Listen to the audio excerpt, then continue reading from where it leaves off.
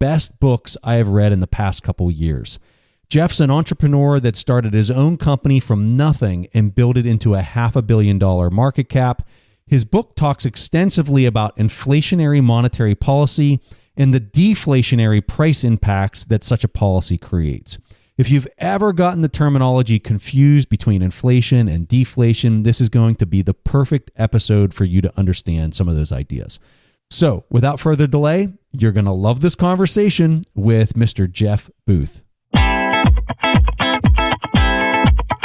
You are listening to The Investors Podcast, where we study the financial markets and read the books that influence self-made billionaires the most. We keep you informed and prepared for the unexpected.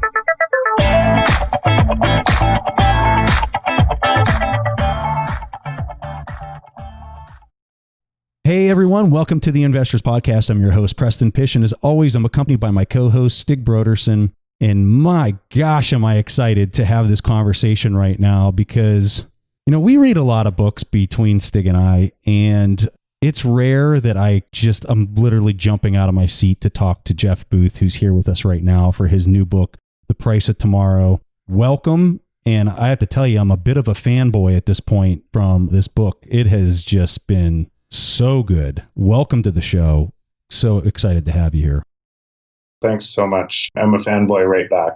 Well, Jeff, I want to start off because you have a ridiculous background, like a super ridiculously strong background.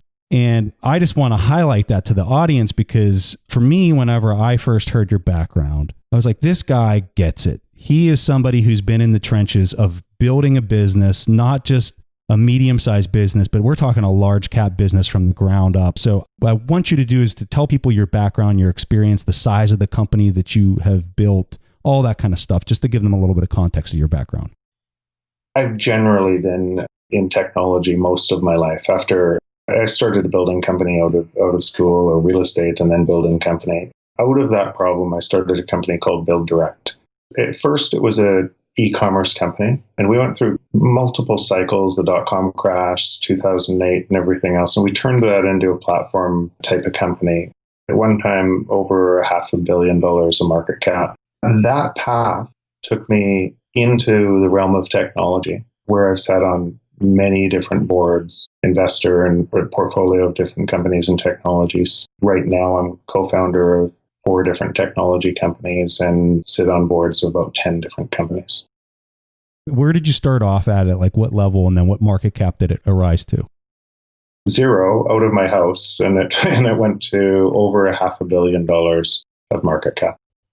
In my opinion, and I'm kind of curious if you've seen this as well, very few people understand the definition of inflation and deflation.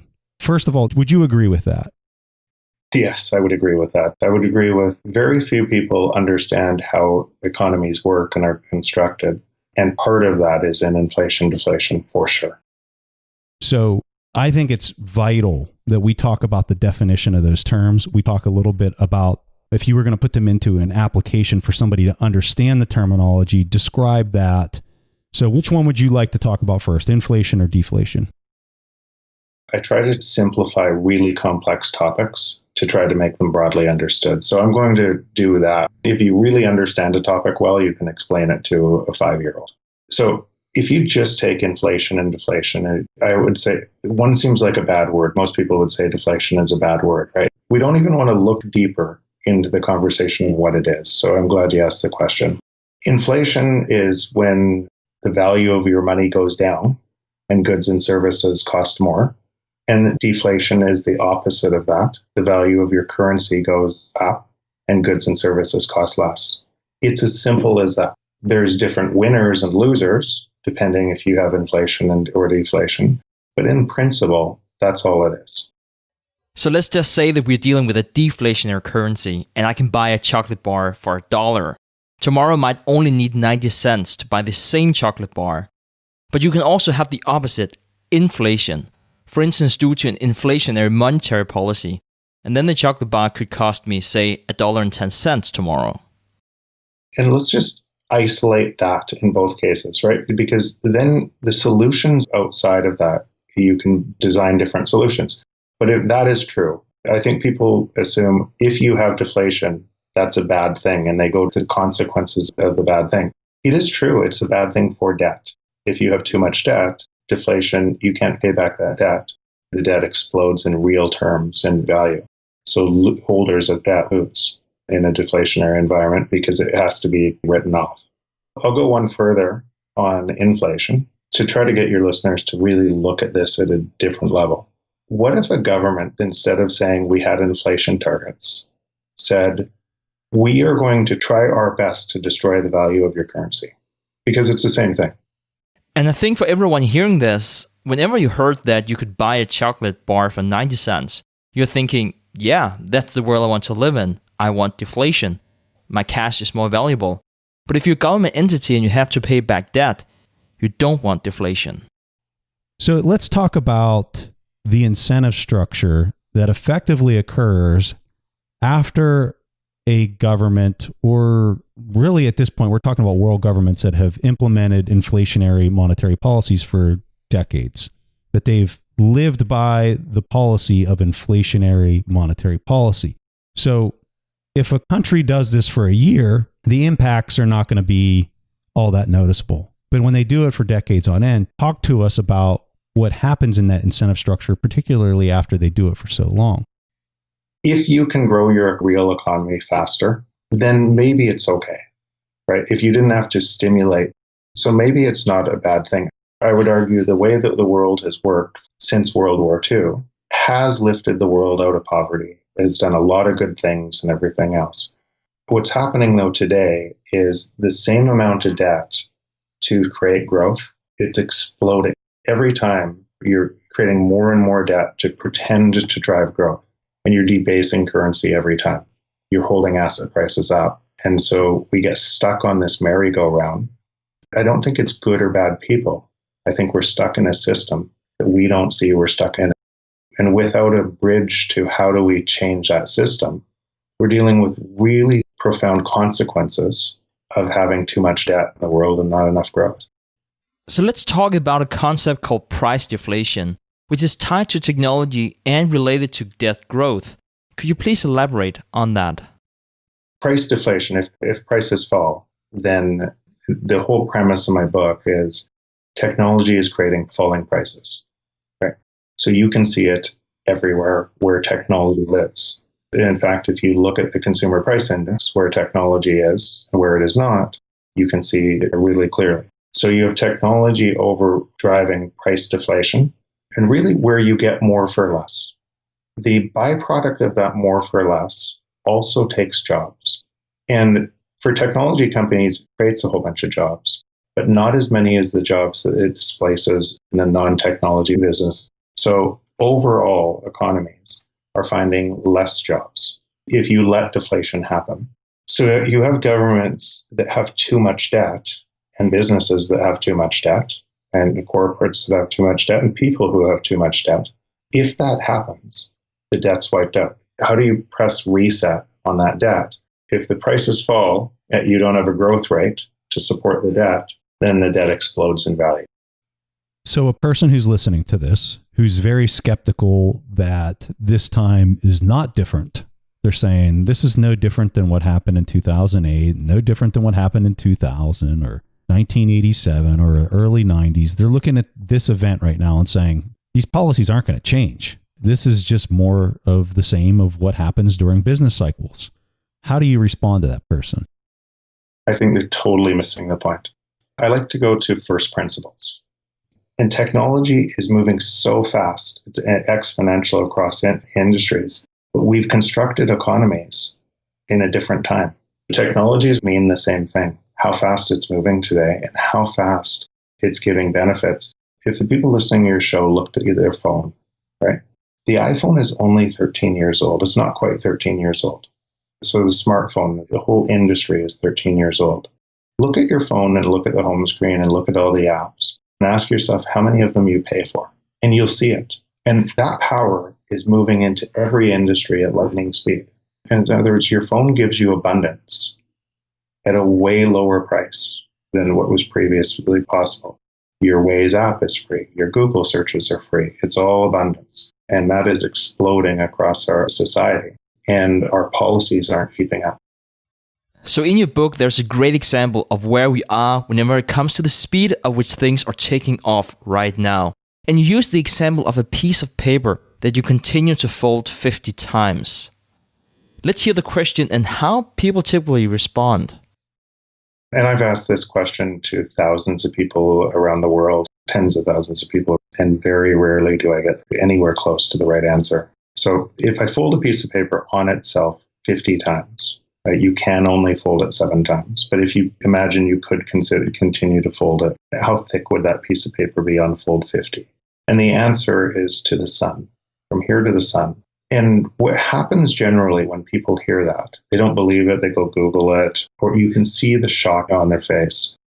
And I don't say that to say I'm smarter than anybody, because I would have missed the answer too. Most people answer about 2 inches. What it shows is we're terrible at understanding exponential patterns. COVID right now is why people misjudge how fast it's moving, is it's an exponential pattern.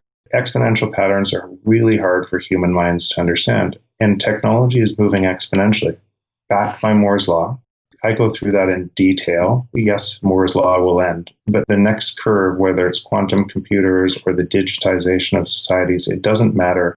I think what's happening with AI technology in general, whether it's quantum, AI, everything else, it will feel exponential to us. And so if we can't understand that fold 33 is from Detroit to Boston, and fold 34 is double that going to the sun, and we're on fold 33 in Moore's Law right now. Fold 34, we're in this steep step. So people think it's moving faster. It's moving exponentially faster.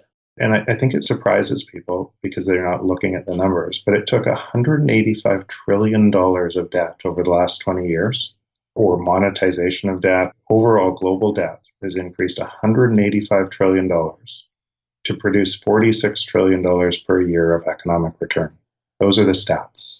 It's crazy. Those are the stats before the crisis. I wrote the book before the crisis. If you think about the exponential deflation that we'll see, that's going to take exponentially more debt. If it took $185 trillion over the last 20 years, and that's only driven marginal growth, then to get the same amount of growth over the next 4 years, it's going to take that debt again, because technology is moving so fast the other way.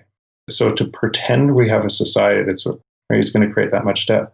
And then at what debt? I see all the news reports and the Fed printing, which is completely logical. They have to, based on, or they don't have to, but which is completely logical what they're trying to do to save the existing system. If they did nothing, we would enter a depression. In fact, in 2008, doing nothing, that's what caused people to effectively abandon capitalism, bail out the same people who created the crisis, because doing nothing means depression. And all that happened is you kick the can down the road and it's a way bigger can. And so trying to escape this crisis by doing the same thing creates a way bigger problem. And here's the thing, I don't know if we're going to escape this crisis, right? With how much more printing is going to be required. If you think about this from a policy standpoint, if we talked about first principles and what has to happen anyways, and how we have to raise the intelligence level of the conversations coming out a lot. But if you think about how this whole system is interconnected, so today the Fed, another $2.3 trillion and high yield debt. And that high yield debt is really subprime of 2008. And why they're doing it and taking that under the balance sheet, next they're going to take baseball cards, is because if they don't, the unwind of the system, the assets unwind, and then the banks fail too. And it's just a domino effect, just like subprime. Remember in 2008, everybody said, oh, subprime is isolated, but the interconnections are not. And the whole system is tied to that amount of debt. And so if it starts unwinding, you start to see who has it, and the system fails. So the Fed is boxed, and they're trying at all cases to stop that asset price unwind no matter what, because then the banking system fails. And I understand that. It is a very real problem, and that very real problem could create a depression so severe But just papering it over is a very real issue too. And I'm going to go a little deeper on it. Think about what's happening papering it over. So technology is wanting to create everything cheaper. By manipulating the markets, we're holding asset prices higher. And then a whole bunch of people who can't pay the rents on those asset prices that are artificially held higher because we created money to keep them high. We have to bail out the people who can't keep up the cost of living rise to pay for the prices that we artificially created. It's the most insane system. And we call that capitalism. We call it, oh, it's working fine, right? If you dig into this from a first principle standpoint, there's nothing in this that's fine. If I was going to summarize what you were saying there and kind of relate to the example of folding the paper, I'm kind of curious if I'm capturing this correctly. So you've got an inflationary monetary policy that's been in effect for a long time, right? The longer that inflationary policy is in effect, the more that all the people that are sitting there on this money are saying, I've got to invest this money or else it's going to go down in value. That incentive structure that exists for decades, it compounds on itself. And using the piece of paper that you fold it 50 times and it goes to the sun, and you were saying we're on fold 34, you were referencing where we're at on Moore's Law. But if you would also equate that to inflationary monetary policy that's been in effect for decades, we're at some fold there that on the next fold, you're literally jumping from Mercury to the sun on that fold. It's almost a mirror image, right? You can see if you look at technology and the deflationary trend of technology and how fast that's moving, and you look at how much debt is created in the world to be able to stop that, it's almost a mirror image. And if you add the unfunded liabilities and what's really happening, it is a mirror image. One of the questions that I immediately thought of whenever I was, because everything that you're talking about here just makes total sense in such a simple and elegant way that you describe it.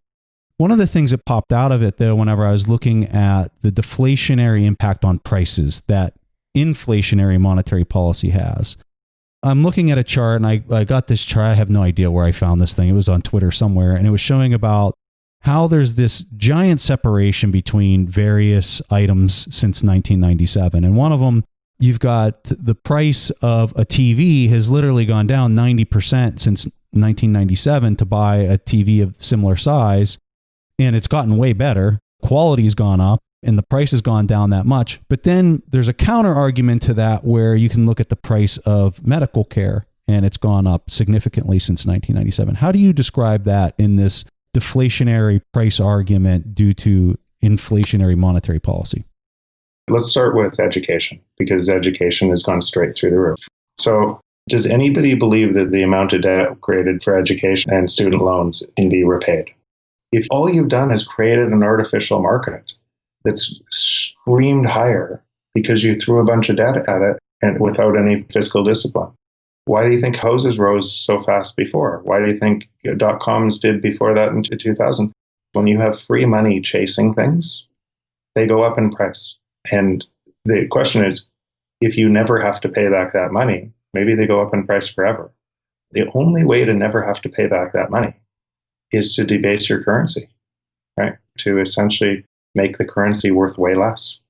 And so you have a bunch of incentive structures that aren't right, that don't work. If you actually take into what's going to happen with technology and medical care, you're going to see if you let natural forces happen, the cost of medical care would come way down through technology as well. It's just starting.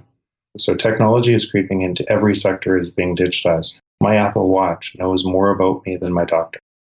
So let's talk about your thesis. And I love this because it's so contrarian and you have so many interesting arguments. Your thesis is that we need deflation, and not when it comes to conventional price deflation, because we do have that in many areas, but starting another place, namely with deflationary monetary policy on a global scale. Could you please explain your thesis, Jeff? Economics is driven from scarcity, right? It's not from value. And the air you breathe is free. And why is that? Because it's abundant. In a lot of places, the water is free because it's abundant. In Africa, the water isn't free because it's not abundant. And so you can see through that, pulling that economics into it. So it's not about value, it's about scarcity. It might be about perceived value, if you can create scarcity out of perceived value like a brand would do. It's really about scarcity. I argue in the book that the real scarcity going forward is high-paying jobs because of what's happening in technology. Technology is making more and more jobs, and I go through countless examples of where you're going to see job destruction out of technology. Google, while they created a monopoly business, destroyed way more jobs than they created in that monopoly business. And you see that technology landscape. I saw it in my own companies, and see it in companies today. And I can see the next steps. I can see what's happening because these things are getting digitized. Some of the companies I'm involved with, they're exploding in value right now. COVID is actually an accelerator to robotics, an accelerator to technology adoption. It moves things fast. You look at Zoom going from 10 million users to 200 million users. How many of those businesses that are working from home right now will say, I need 4 floors of a building? Maybe they want only 1 floor of a building and they can get through their work with more efficiently. Technology does that. So if high-paying jobs are scarce, and every single government around the world is trying to essentially play game theory to protect their highest-paying jobs, what they're doing is what Blockbuster did when Netflix was obviously a death threat. And if you look at Blockbuster through that lens, people look at it today and say, why didn't they buy Netflix for $50 million? And hindsight's 2020. The Blockbuster management had 9,000 stores. Right? It looked like their business was perfect, and it looked like in the future their business was perfect. All they missed is how fast technology was moving. And it made their business redundant overnight. The entire thing that drove their success drove their failure overnight when download speeds went faster. And what did they do? They added candy aisles to the stores. And we laugh at that. Right now we laugh at that. Like those crazy people. If you look at monetary policy today, what all the solutions are, we're adding candy aisles to the stores. That's what we're doing. It's driving off a cliff the other way. It's so evident in everything. And all of the money is going into protecting the status quo, just like Blockbuster trying to protect their 9,000 stores. And it's not just a CEO and a small staff that's adding candy to the aisle. It's like almost every academic on the face of the planet that's trying to add candy to the aisle when you're talking about monetary policy. This is such a massive global groupthink situation that it's almost unfathomable that so many people are trying to add candy to the aisle. But again, it's logical when you think, I explain it in the book, but when the top businesses in the world, and Blockbuster was a really top business in North America, and I'm assuming it's not just a bunch of dummies running the company, right? If they can't see it because they're in the system, and those are top CEOs, top people around executive teams trying to protect the status quo of the system, if they can't see it, if it takes somebody outside of a system to see it, who is outside of the system that we've created for all of us to enjoy our economic benefits and everything else? And so we're all caught in the same system. And that radical idea I had, it was really looking at it from ground up first principles and saying, I understand the dilemma of central banks. I understand what it looks like. How do you bridge from Blockbuster to Netflix in a global economy? How do you do that? Right? And so I think that that's the conversation we should have. How do we transition to something that looks way more digital in nature, way more technology in nature, and as a byproduct of that is going to have less jobs? And I think it's important to understand that the decision makers are not incentivized to want the deflationary monetary policy. For instance, if interest rates go up, the value of all assets go down because everything is based on the cost of money. Then elected officials around the globe want to have funding into the district so they can get re-elected. That is their incentive structure. So they want a lower interest rate because that would be good for the lobbies that support them. And then if you add into this that fiat currencies are not pegged, elected officials might make the wrong decision for the population, but they're actually very rational whenever you consider their own incentives to not having a deflationary monetary policy. Yeah, and what I say, that we have a transition coming one way or the other. It might be too late to do an orderly transition from Blockbuster to Netflix. I suspect it's too late because we haven't done the right things before. But what that transition looks like, it could be a reset and go through a depression and the debt wipes out. It could be central banks getting together around the world and pegging to a common currency, like gold before 71, right? But the facts are inescapable. We're breaking society by doing what we were doing. We're driving wealth into the hands of very few, and we're socializing the losses. Let me ask you this, and this is a super hypothetical question, which I usually don't like, but I'm just kind of curious to hear your thoughts on it. Let's say I could snap my fingers and poof, we would have a monetary policy that was deflationary. Would that slow down this breakneck speed of innovation that we're seeing today? Would you see that start to subside? I don't think so. I think that will still move just as fast. Let's say you could start over right now. You had no debt in the world. You had global world order tied to a unit that made sense, that you couldn't manipulate, and you allowed capitalism to take place. And innovators would move faster to make things that are more efficient. And technology would be a byproduct of that and the benefit of society. And those people would still create value. It just wouldn't be manipulated value. If you own a house and that you make the currency worthless, the house goes up by that value. All right, so let's talk through the entire array of how this could play out moving forward based on what we know today. The first one you said was, could this be another Bretton Woods system? I suspect that won't happen because we're already past the point of governments trusting each other. And what is the value of a currency? It's just an exchange rate of trust, right? So if you lend me money, you lose your utility of money today, and I gain more utility of money. And if you lend me more money the next week and more money, and I keep gaining and you keep losing, my internal economy will look way better than yours because I can hire gardeners, I can go vacation. And if you just look at that, I look rich to everybody.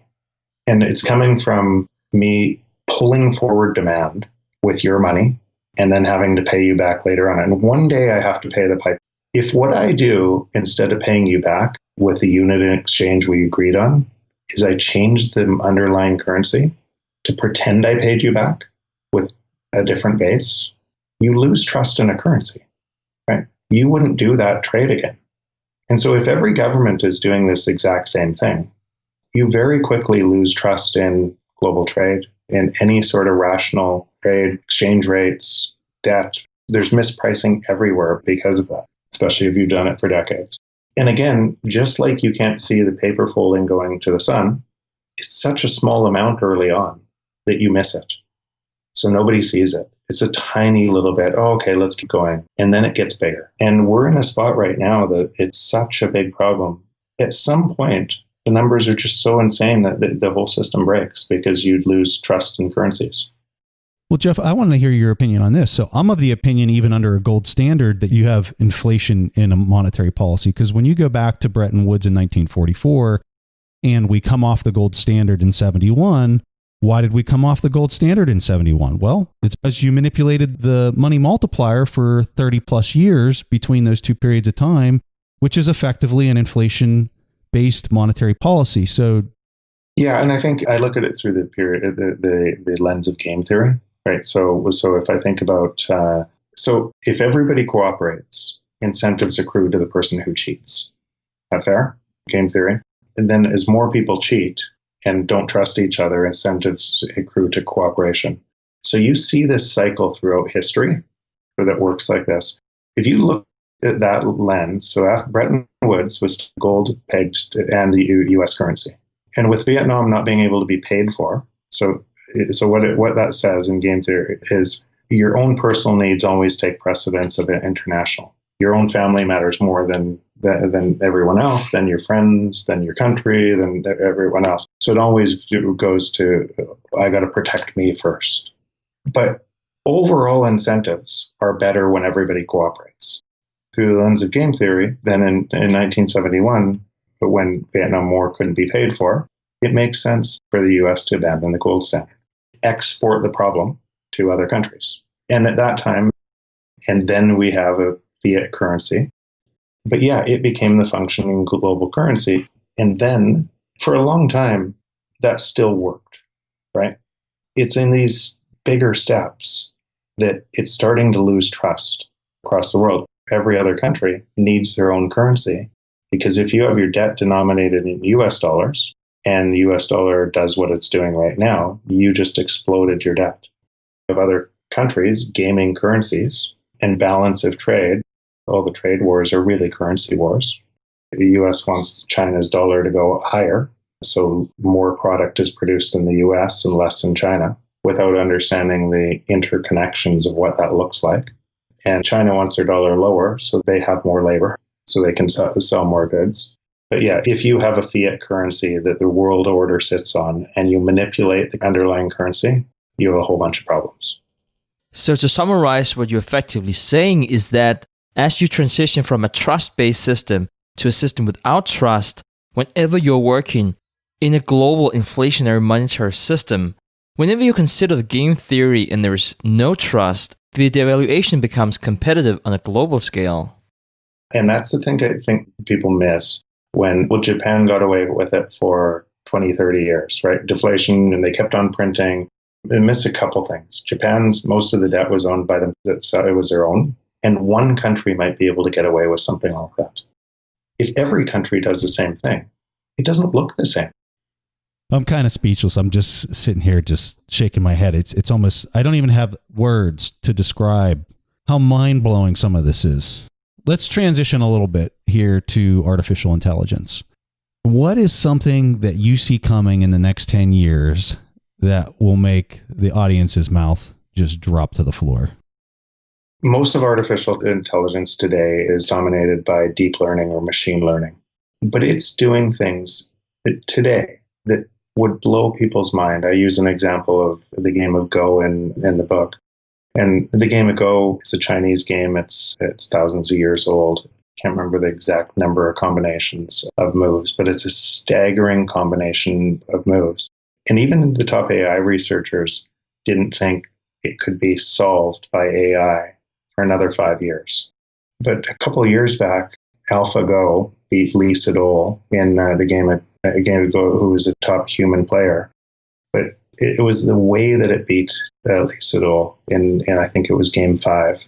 The AI put a chip in the middle of the board, and all the commentators in China who were following it said the AI made a mistake. And it wasn't until after the AI destroyed Lee Sedol, and they said that was the most creative move we've ever seen. And it was kind of the first time that AIs were deemed to be creative. And if you look at what's happening in AI, if your creativity comes from pattern recognition, artificial intelligence is moving first in machine learning, deep learning, and now into artificial general intelligence, where computers are smarter than all of us. That is in our future. What you could say is 10 years in our future, 30 years in our future, 5 years in our future, 50 years in our future. I would ask you to think about this. We know a day will come when artificial intelligence is smarter than every one of us. Not just smarter, but more creative too. I know people fight it, but it's already happening. And if that happens, or when that happens, every single job is a function of our intelligence. Every one. So how could you say artificial intelligence doesn't change the rules? If artificial intelligence is going to be smarter than us, how do you can say that's not going to change the rules to how we construct societies around jobs? Deep learning itself won't get all the way there. It needs massive data sets and compute power on deep learning itself. Now, it'll do some things that people have no idea how powerful that is, right? You think about connecting data sets and what that can do, and way better cost and learn better than us. It's super powerful. I am working with a researcher out of the University of British Columbia right now. He's a top researcher in a subset of AI called probabilistic programming. It might be the next piece of artificial general intelligence and everything else. So this is moving that fast, and I suspect it's not going to slow down. So billionaire Peter Thiel is famous for asking a really important question during his job interviews. And I think I might see you smirking because you might already know where I'm going with this question. I love the question. Yes, so he asked, which important truth do very few people agree with you on? So I propose the same question to you, Jeff. I think when I wrote the book and launched the book, I think very few people would have agreed the impact of technological deflation. And the reason I wrote the book is if you see it, you can't unsee it. And so if I think about my kids, the world they're going to grow up in, I couldn't stand by and see that and not say something about it. Today, I think a lot more people are starting to see it. So when you have this conversation with the typical person, what's their common argument, or what do they usually fight back with? You know, I talk to people about X, Y, and Z, and you always kind of hear the typical flow of arguments or the typical feedback. And I know there's people that are listening to this that are skeptical of what we're talking about, and they probably have the question that you're gonna say. But here's the thing: I don't know if somebody actually goes through the book and actually so you could quite this piece of it, but I've gone through it and in a balanced approach on the entire thing, and I don't see this is a fact. We have technological deflation, period, and that is likely to move into area society and move faster. So what I get typically is not questioning that, but I can't do anything about it. Let's just do the old way. But that's not a solve either.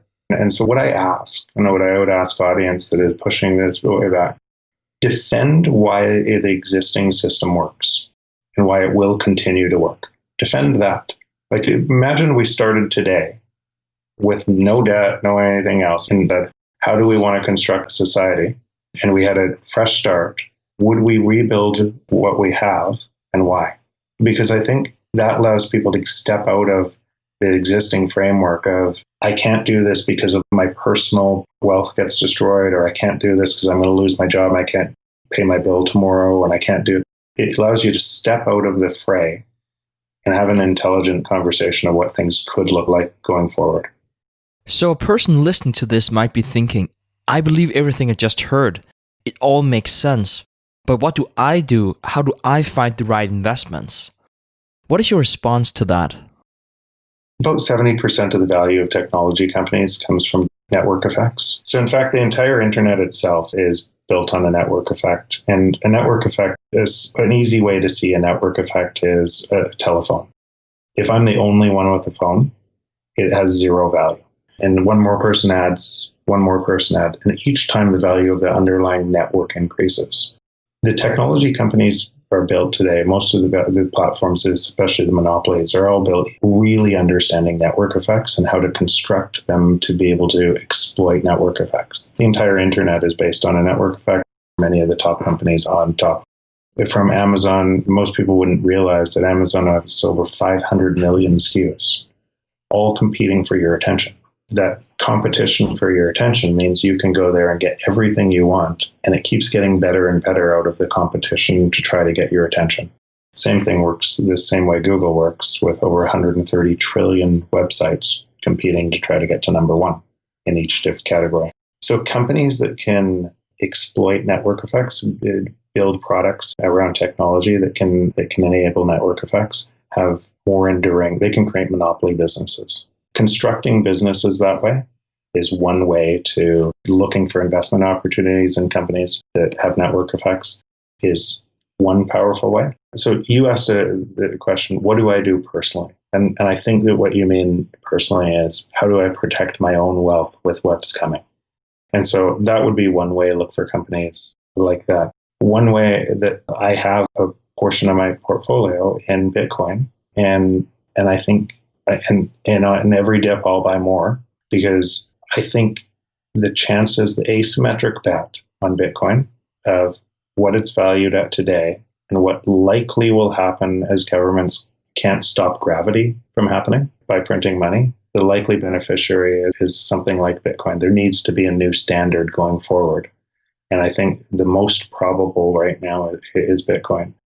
Like gold's running high right now. Gold's also a decent investment, but in a land where everybody's destroying currency value. But why is gold, a $7.5 billion or $7.5 trillion market cap?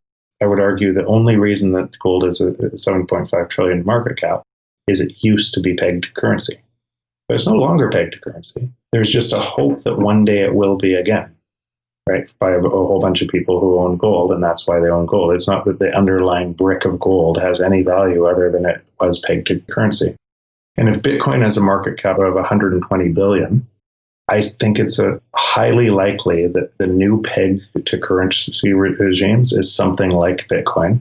And if it doesn't happen first by governments, it's going to happen by institutional players who drive a network effect, who drive it higher and higher in price. If I was a government right now, what I would do is I would be buying it in the back. I wouldn't be telling anybody. I'd be buying it in the background because it's far more likely something like that with a network effect around trust turns into something that is kind of the store of value for world currencies.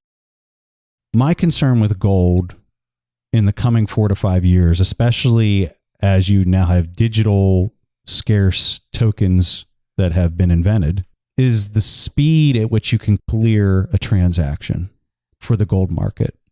So I think gold's going to do very well in the coming months, but I think once you have Bitcoin in particular go through its next halving cycle and everything that's going to kind of play out based on the incentive structure and the scarcity and some of those ideas that you talked about earlier, and the fact that it has such a small market cap relative to gold, and you start to see these players come in. If the price of gold's going up a couple percent, call it, and I'll use a high percentage, 2 or 3% a day in the gold market, and you have something like Bitcoin that's going 10%, and you can literally conduct the transaction immediately versus something that I need to send you a gold bar in the mail for you to take possession of, and it might take a couple weeks to get it there, or if I'm trying to buy it from an entity or a business that's then going to tell me it's 3 months in order to receive it. I think that's a major, major concern. And I also have a concern with, this is getting into the technical stuff of Bitcoin, but I think you're going to have this halving event in May, and historically the price really hasn't caught on for a couple months until after the halving event, just because of how the miners execute the fiat, right? Well, if that plays out, let's say that you don't start to see the price acceleration on Bitcoin until, call it, the fall time frame. And now you have a lot of people concerned about a currency peg today, right now. You're seeing the technicals on gold that look like they're ready to explode to the upside. So I'm concerned that you're going to see the market chase just fly into gold. You're going to continue to see Bitcoin sit a little bit dormant because of how the incentive structure is set up and where it's at in the current halving cycle, only to find that there's this rocket ship that blows past it 6 months later after you had everybody go in there. They don't want paper gold. You were seeing the separation in the paper gold market relative to the physical market. They're going to get their gold bars 3 or 4 months later, only to find out that this rocket ship just zoomed past them and they're stuck in this cage of slow transaction times and nobody who wants to buy it because it's going 3% when Bitcoin's going 15% at that point in its network effect and incentive structure based on how the protocol executes fiat. A lot of these things, you need to investigate what you believe and the second order and third order consequences of that, and then do that for the other side of the argument. And so what you just did is that it's one of the things I really like following you and everything else. I think your measured approach, you put things into concepts and you'll look at both sides. So what you just did with gold is that, and I agree with you. I use that example in Venezuela, and so people say, well, it can't be a peg to a currency because it moves around too much. In Venezuela, there was 1.8 million% inflation last year, right? And holders of Bitcoin lost 30% of their value. Well, if you were a holder of Bitcoin last year and lost 30% of your value when that was happening, you would be happy because you could still eat. You could move it across borders seamlessly. You could go anywhere you wanted and you still had wealth. You think about all those users who have it and it's done that for, it builds on the network effect of trust. And so every single person into this that's experiencing this, as you have fiat currencies exploding, country after country, builds faster and faster trust to a network. And at some point, I think you're right, it explodes in value. So a few years from now, one of the major changes that we may see is the concept of decentralized applications. You sometimes hear them referred to as dApps. Could you please explain what it is, and please explain how you see that type of technology integrate into our existing ecosystem of technology? Let's use blockchain as an example. The internet had the promise of distributing, right? Small companies could make money and everything else, and it took the giant monopolies and it said, and it's going to redistribute. What it actually did is concentrated power in fewer hands faster. And that's not an internet problem or protocol problem. It's a human being time problem. So when you say dApps, it's going to do the same thing, or blockchain is going to allow this wave to decentralize again, I don't buy it, because the power aggregates really fast, because we need to go to one place or something that we can trust faster. That's why we go to Google. That's why we go to Amazon. So it's hard to see our time being able to look at your phone and how many apps you're actually on versus the 50 million that are available. But we don't have the time to think like that. So if you could create that it comes to you, maybe. This is interesting because I think I have a different take on this. So hear me out and shoot holes through my opinion here. So Jack Dorsey, I want to say this was probably, 4 or 5 months ago, announced that he is effectively going to try and stand up a protocol that he would run the Twitter client through that would be a dApp of Twitter. Would be a decentralized application or a decentralized protocol of Twitter, and he would try to set up a baseline that any other social platform could use as well. So the way I guess I envision these dApps working is you're effectively removing the middleman between a transaction of an advertiser and the end user. So if I go on, let's just say that we remove Jack Dorsey's overhead and he's no longer there anymore, and I'm still using my Twitter platform, and advertisers want to advertise on any of my posts. Well, anytime that post that goes up and it advertises against somebody else and they like the post or whatever, I'm effectively paid that reward directly from that advertiser, and Twitter is basically removed out of that loop. Now, where Twitter has an incentive to do this is they're going to create an index of tokens, right? Decentralized tokens that run on this protocol that have to be swapped into from whatever currency. It doesn't matter what it is, but those tokens by the advertiser, they have to be, if I'm advertising on Twitter, I have to basically buy those protocol tokens that are in the Twitter protocol. And when I do that swap, then now I'm incentivized as a user to post more, to do things on Twitter, because I'm being directly paid for my contributions, opposed to Twitter basically sucking all of my data out of me and I'm getting nothing in return as a person who's making posts on the platform. So where I see that this would be interesting if this could be done, and it appears that Jack is trying to do this, is you'd have all these users that are now, instead of being a victim of the application that they're using on top of a protocol, they're actually benefiting and receiving rewards for the use of their data and the use of their interactions on that platform. Yeah, potentially, but I think it's the same thing.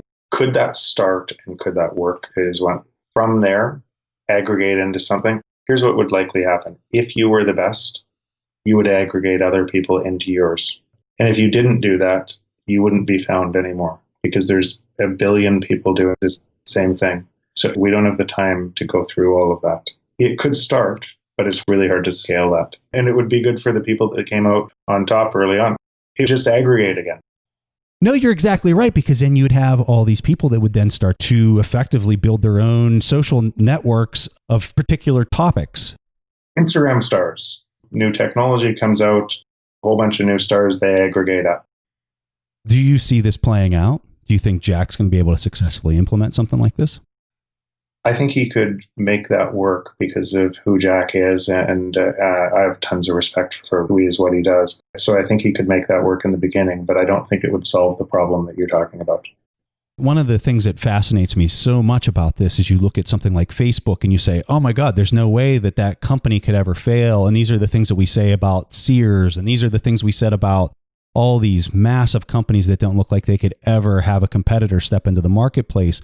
But from Jack's standpoint, if he cannibalizes his application platform that runs on top of the internet protocol, and he turns his application, Twitter, into a decentralized protocol with tokens associated with it, and he basically cannibalizes that, but he onboards all of his users as clients into that protocol, why can't he do that with Facebook? Why can't he create a Facebook protocol that devours them, or a LinkedIn protocol that devours them, because it's completely decentralized?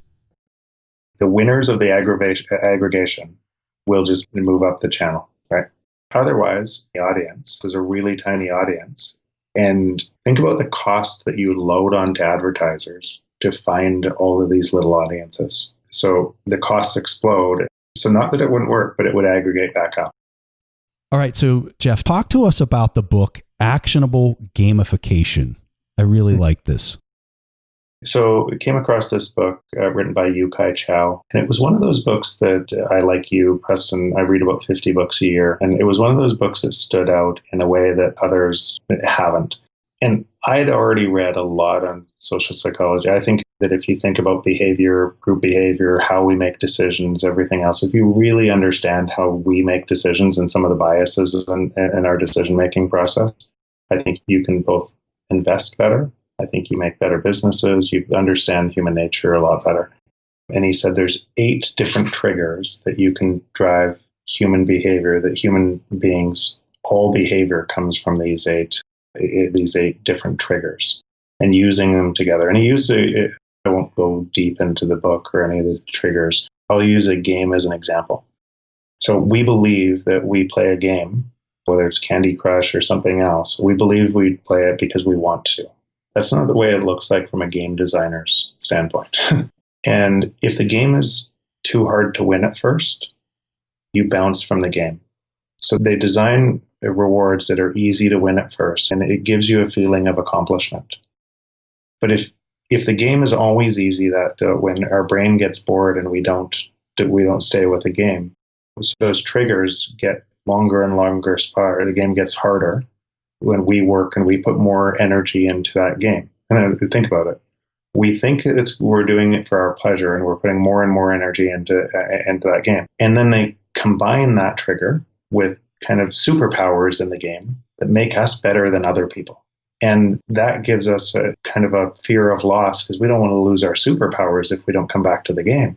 So it gives us a fear of loss that triggers us to stay with the game. All games are designed that way. And when I thought about that on a more broad spectrum, and I thought that this book is a really important framework for life and how I raise my kids and what they are triggered on. The things that you think versus what is actually happening. Like if you think most of the sports that you would be good at are because you were better at them earlier than friends, and people reinforced you positively, and you wanted to do them more, so you practiced more. And that practice made you better, and the practice made you better and better. And the sports that you're not good at, you might have been laughed at early on, or what you're not good at, you might have been laughed at, and you never did it again, and you never practiced.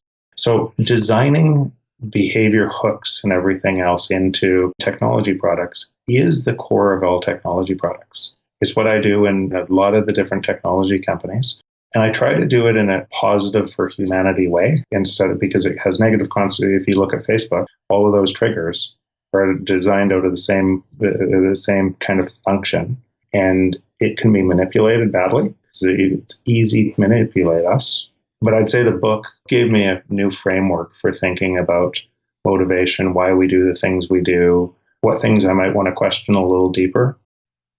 So Jeff, we covered a lot of ground here today. A question that we really like to ask our guests, especially whenever they are as ultra successful as you, is that we'd like for them to give a piece of advice to the audience, whether it's about business or in life. And I know that you define success very differently than most conventional metrics. So please tell us about how you define success, and then what type of advice you would leave our audience with here today. So when you say ultra successful, I actually measure this success very different than probably most people. I measure the success by the positive impact I have on other people. By that measure, I am the luckiest person around. I have so much abundance, friends, family. So those are the important things for me. And if I said that, those things can't be taken away from me no matter what. Money could be, this could be, but actually the most important things in my life couldn't be taken away from me. It's because it's how I think about people generally, and that seems to feed back on itself.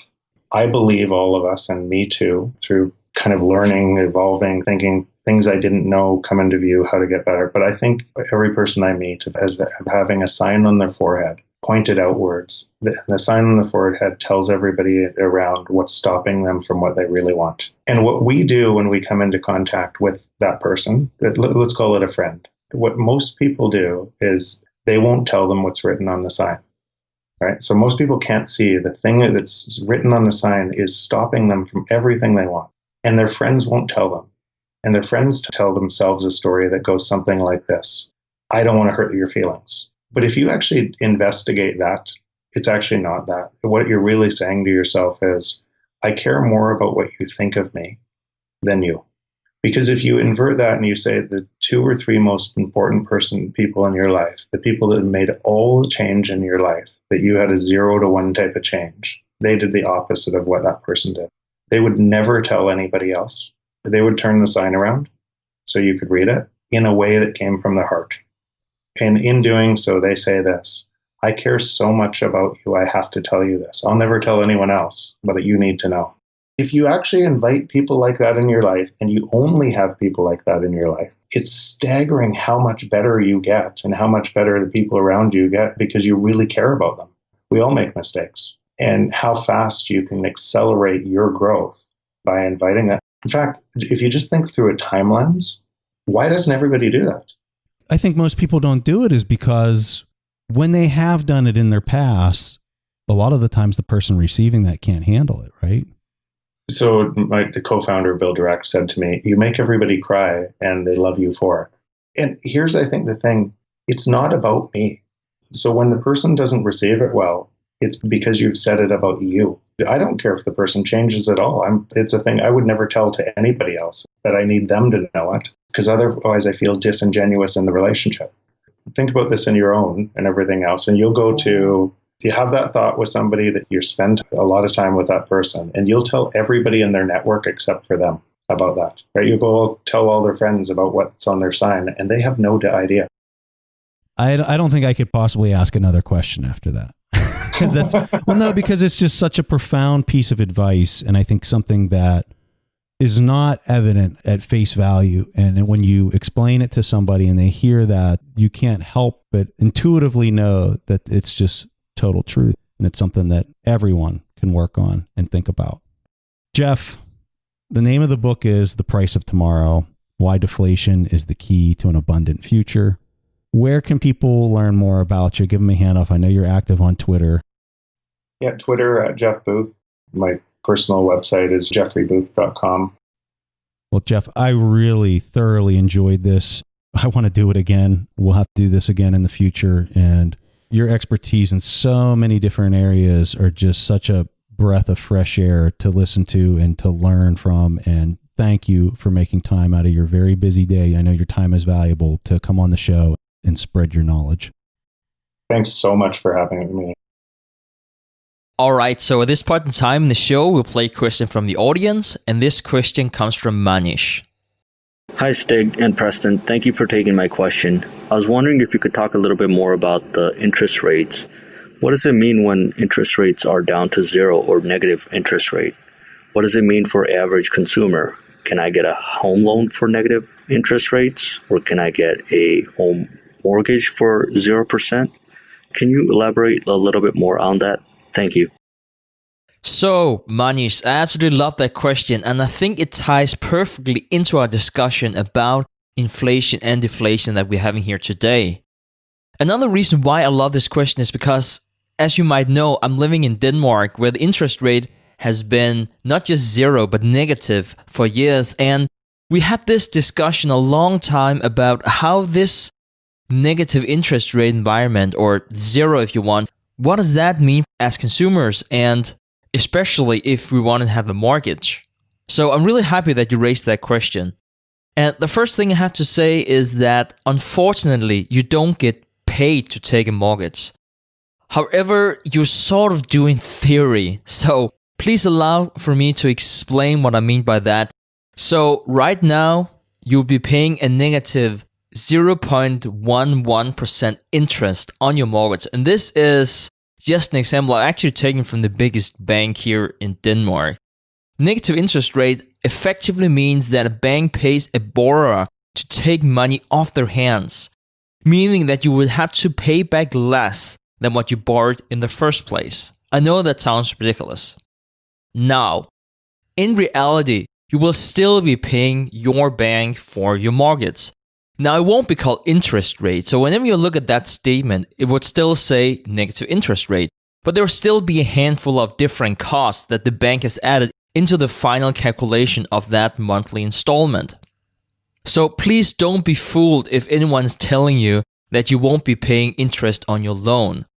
It might not be called interest, but I don't think you really care because it's still real dollars flowing out of your bank account, and that part hasn't changed. It might be called handling fees, processing fees, whatever you want to call it. You're still paying your bank for that service. The other thing is that you have to consider what is the real interest rate, and that is calculated as the nominal interest rate minus inflation.